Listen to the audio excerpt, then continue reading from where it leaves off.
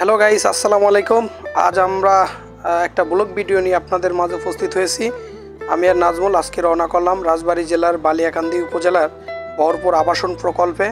তো চলুন আজকে আপনাদেরকে মনোরঞ্জন অনেক সুন্দর সুন্দর দৃশ্য দেখানোর চেষ্টা করব। চলুন তাহলে দেখতে থাকুন আবাসন প্রকল্প ভরপুর।